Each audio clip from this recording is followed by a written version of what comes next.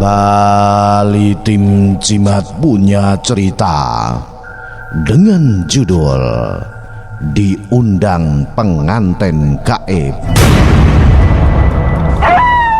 Cerita ini sedikit banyak adalah pengalaman dari Ki Banu Asmoro.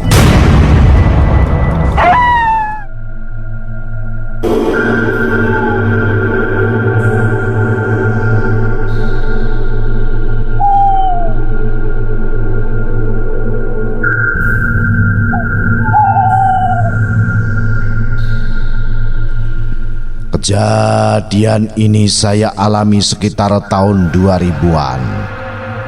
Namaku Ki Banu Asmoro, salah satu penyiar radio Istana FM Bojonegoro, Jawa Timur. Pada saat itu malam Jumat Kliwon. Malam itu saya rasa beda dengan biasanya. Karena apa?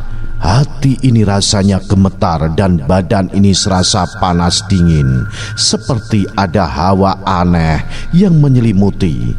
Padahal sudah lebih dari 10 tahun naik panggung ke panggung menjadi pembawa acara, belum pernah menemui hal seperti ini. Hati ini serasa gelisah. Lama saya duduk di kursi dan selalu melihat jam tangan dan menengadah ke arah jarum jam dinding. Entah sudah berapa kali aku duduk berdiri menunggu jemputan yang tak kunjung kelihatan batang hidungnya. Sementara waktu sudah beranjak malam.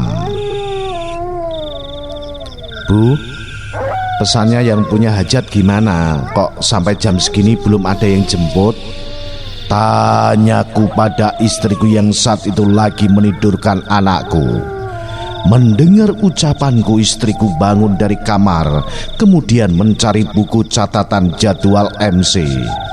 Buku yang dekat meja, kemudian dibolak-balik. Ini loh mas, catatannya 6 hari yang lalu. Teleponnya sudah malam, waktu resepsinya jam 10 malam.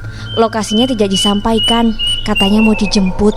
Kira-kira lokasi katanya sekitar Gunung Pegat Babat. Dan dipesan tidak usah membawa pakaian beskap sendiri, sudah disediakan di sana. Oh iya, riasnya katanya dari salon terkenal di Bojonegoro. Jawab istriku sembari membuka buku catatan. Oh iya, lupa mas, kemarin periasnya tanya, apa benar tanggal 10 Suro ini sampean ada job MC? Iya, Mbak Priasnya malah bingung sebab pakaiannya juga sudah disediakan yang punya hajat. Disuruh hanya datang saja untuk make up, begitu katanya. Dek, jantungku berdetak kencang karena dirasa banyak yang aneh. Merias pengantin dan MC-nya tidak membawa pakaian sendiri seperti biasanya. Dan waktunya juga jam 10 malam. Kita tahu pada tahun itu belum ada orang yang resepsi di malam hari. Apalagi ini memilih bulan Suro. Ini yang membuatku aneh. Bu, kok ada yang aneh ya? Masa resepsi jam 10 malam? Dan ini sudah lebih jam 10 malam lagi. Kok belum dijemput pula? Jangan curiga dulu. Dulu juga pernah gitu loh. MC tidak membawa pakaian dan acara jam 10 malam saat di Tuban itu. Ikut wayang kulit semalam suntuk. Kalau masalah pakaian gak ada yang aneh. Orang kaya lumrah menyediakan pakaian buat MC dan periasnya. Mungkin biar seragam sama yang lainnya dan enak dipandang. Kata istri saya, ada benarnya juga. Lega sedikit perasaanku mendengar ucapan istriku. Mungkin saja karena banyak pekerjaan di kantor menjadikan aku ada rasa capek. Akhirnya perasaan aneh-aneh ada di benakku, dan semua itu akhirnya kubuang jauh-jauh.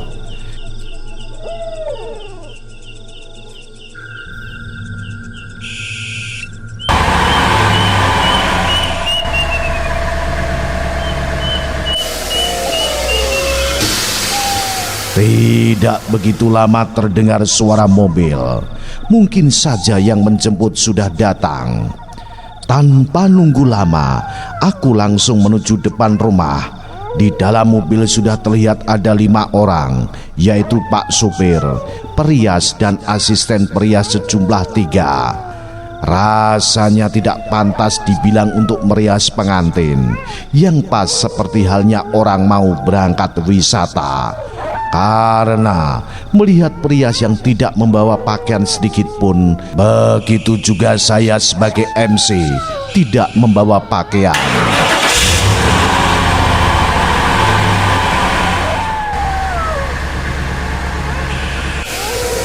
Tak berapa lama, mobil berjalan begitu kencangnya, membuat kami merasa was-was kalau terjadi sesuatu karena begitu kencangnya.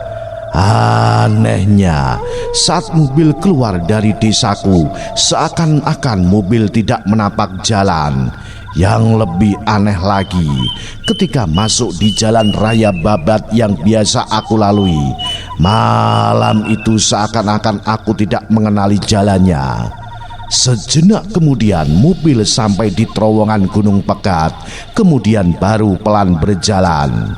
Mobil berbelok ke barat saat di pertigaan. Aku menoleh ibu perias yang duduk di sebelahku, yang mana saling berpandangan, merasa aneh, seakan ada pertanyaan yang belum tahu jawabannya. Karena seingat saya di Gunung Pegat itu tidak ada pertigaannya. Apa mungkin akunya yang belum pernah tahu dan lewat sini? Batinku begitu, apalagi seakan ini jalan baru yang selesai dibangun. Untuk itu perasaan aneh-aneh yang kurasakan, kutepiskan saja.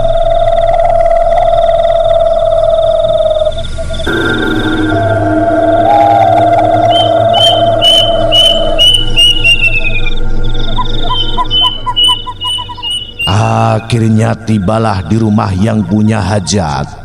Turun dari mobil seakan takjub dengan keadaan di situ, karena baru kali ini melihat rumah yang punya hajat begitu mewah, dan kemudian acara dekorasi, terop, panggung, gamelan yang begitu luar biasa mewahnya, sulit diceritakan dengan kata-kata. Akhirnya kami dihampiri lelaki gagah berkumis tebal berwibawa dengan berpakaian adat Jawa lengkap memakai beskap. Suaranya lantang. Tahu saya beserta perias datang langsung menghampiri kami, tangannya diulurkan. Apa benar ini Ki Banu Asmoro, penyiar jimat Radio Istana Bojonegoro? Iya, lah bapak ini siapa? Diperkenalkan, nama saya Dibyo. Saya yang punya hajat. Jawab lelaki itu. Aku hanya manggut-manggut buat melegakan hati Pak Dibyo. Wah, baru kali ini saya tahu Ki Banu Asmoro. Ternyata orangnya bagus, orangnya sopan tinggi besar. Sambungnya, seakan-akan memang dia sudah kenal dekat dengan saya. Pak Dibyo itu ada-ada saja, kayak sudah kenal dengan saya aja. Lah saya ini pendengar setia Ki Banu Asmoro loh, di acara jimat itu.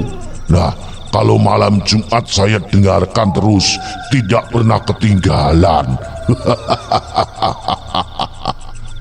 Aku kaget, namun juga senang. Tapi bukan karena sanjungannya, namun kesenangan saya. Ternyata di bawah gunung pun masih ada yang mendengarkan acara jimat Radio Istana FM Bojonegoro. Tidak lama saya dipersilahkan menuju kamar ganti, yang mana di kamar sudah tersedia komplit beskap pakaian MC manten. Akhirnya dengan cekatan saya ganti baju, karena di luar para penabuh gamelan sudah siap siaga. Saat gamelan dibunyikan ada yang aneh karena suaranya beda dengan biasa-biasa yang saya jumpai di saat acara resepsi. Keadaan malam itu begitu sakral. Aku mencoba berdiri di depan cermin. Ternyata beda dari biasanya. Seakan-akan aku tambah lebih bagus, lebih bersinar dari biasanya. Kemudian aku berjalan ke pinggir dekorasi dan duduk di kursi sambil berpikir merangkai kata-kata untuk panyondro pengantin. Sejenak ada yang menepuk pundak saya dari belakang. Saya langsung berdiri mendekati pria sambil menutup hidung karena mencium bau wangi yang begitu menyengat. Ki Banu Asmoro, silakan acara dimulai sekarang. Namun saya minta acara harus selesai sebelum subuh.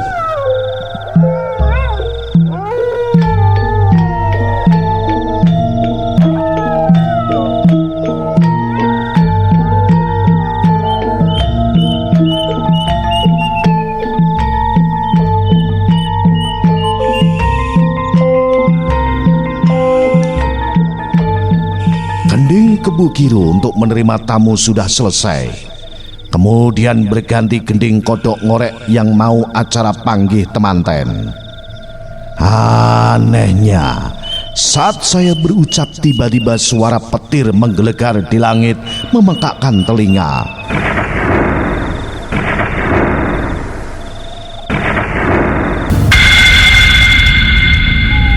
Bumi yang kupijak bergetar seperti ada gempa. Mikrofon yang kupegang hampir saja terjatuh. Semua orang yang hadir menutup telinga. Kemudian hujan turun begitu lebat dan derasnya seperti saja ditumpahkan dari langit.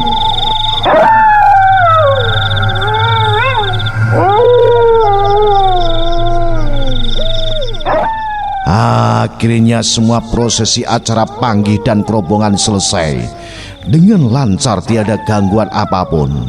Tiba saatnya sungkeman atau meminta doa restu kepada orang tua. Saat saya menyampaikan acara itu, suaraku seakan-akan terputus karena melihat bapak, ibu dan pengantin itu menangis sesenggukan, disertai juga para tamu saat itu juga menangis terseduh-seduh. Akhirnya acara selesai dengan cepat dan pengantin bedol disuruh turun dari dekorasi untuk menghantar pulang para tamu.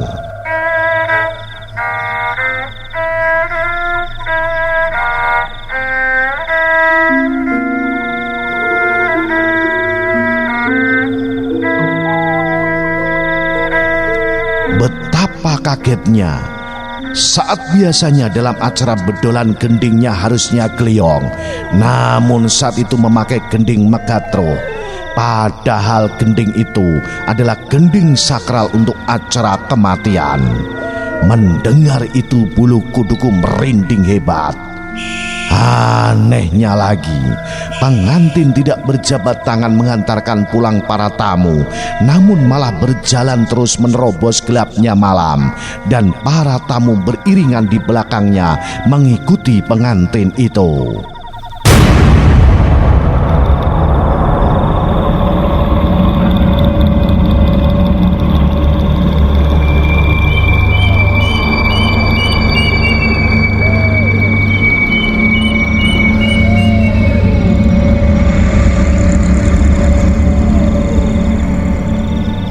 Acara selesai dan di saat aku pulang diberi amplop dan berupa bungkusan oleh-oleh serta pakaian untuk MC. Kata Pak Dibyo adalah sebagai kenang-kenangan. Sampai di rumah, sang supir langsung kembali. Sementara aku langsung berjalan menuju arah pintu. Ternyata istriku sudah bangun dan membukakan pintu. Dari jauh terdengar suara azan subuh.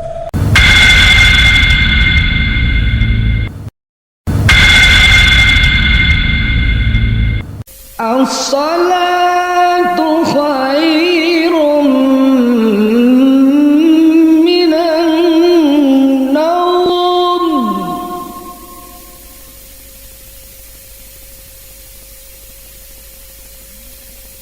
As-salatu khairun minan naum.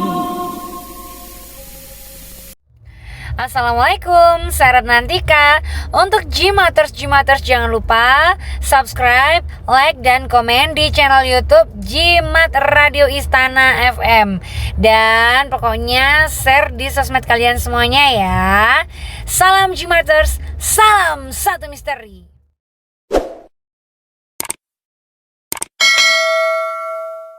Sementara itu semua barang itu langsung saya taruh saja di meja karena merasa kantuk yang luar biasa. Akhirnya aku langsung pergi ke kamar untuk tidur. Entah mengapa rasanya tidak seperti biasanya. Kalau malam Jumat Kliwon, saya biasanya tidak tidur semalaman.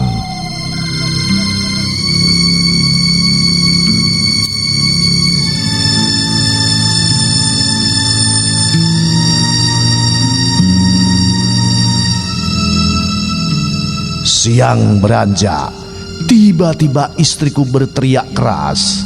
Mas, ini barang apa? Kesini Thomas. Dia berteriak setelah membuka bungkusan tas kresek dari Gunung Pegat semalam. Ya, itu oleh-oleh semalam dan juga pakaian beskap dari Pak Dibyo toh, Bu? Jawabku sambil menata buku di meja. Bukan Mas, bukan. Coba kesini. Lihat Thomas, ini lihat. Kemudian aku beranjak mendekati istriku. Betapa kagetnya aku sambil melongo melihat oleh-oleh barang semalam yang ternyata membuat bulu kuduku berdiri. Bagaimana tidak, bungkusan kresek ternyata isinya kain kafan ukurannya mayat laki-laki dan ada jarit sidomukti serta bunga ronce yang sudah kering. Dan kresek satunya isinya gelu mayat berukuran bundar-bundar serta uang recehan dan bunga Kamboja banyak sekali. Mengetahui hal itu aku bergegas masuk kamar untuk mengambil amplop pemberian Pak Dibyo semalam. Setelah amplop saya buka, betapa kagetnya jantungku. Rasanya berhenti berdetak melihatnya. Ada uang bergambar melati berjumlah 10 biji atau berjumlah 10 juta bercampur rambut. Kaget bukan kepalang. Tanpa berpikir panjang, aku pamit istri untuk menuju Gunung Pegat lagi, ingin tahu siapa yang punya hajat. Dan sesampainya di Gunung Pegat, saya mencari pertigaan semalam. Kesana kemari ternyata tidak menemukan pertigaan. Akhirnya aku mencari tahu pada warga. Maaf Mbah, semalam yang punya hajat itu rumahnya sebelah mana ya? Loh, gimana Thomas? Semalam di desa sini itu tidak ada orang yang punya gawe, punya hajat. Malah semalam di sini tuh hujan deras campur petir, menakutkan Mas. Ada Mbah, wong saya MC-nya kok. Acara pengantin, resepsi, ada hiburannya, gamelan dan tamunya banyak sekali dan rumahnya megah sekali. Yang punya rumah namanya Pak Dibyo. Pak Dibyo? Iya, Pak Dibyo, Mbah. Oh, iya. Saya baru ingat kalau Jumat kemarin itu di Jalan Raya Gunung Pegat ada rombongan pengantin Pak Dibyo kecelakaan. Yang meninggal banyak itu. Rombongan dari Jombang, pengantinnya sudah hijab katanya, akan menuju Bojonegoro untuk resepsi. Namun sampai Gunung Pegat terjadi kecelakaan itu. Mendengar itu seakan tidak percaya kalau semalam ternyata yang mengundang saya untuk acara hajatan resepsi adalah makhluk gaib dan pengantinnya pun adalah pengantin gaib. Akhirnya semua barang pemberian dari Pak Dibyo saya simpan. Dan semoga saya berdoa arwah semua yang dalam kecelakaan itu selalu ditempatkan di surganya Allah Subhanahu wa Ta'ala. Itulah singkat cerita pengalaman Ki Banu Asmoro. Salam Jimatres, salam satu misteri. Au.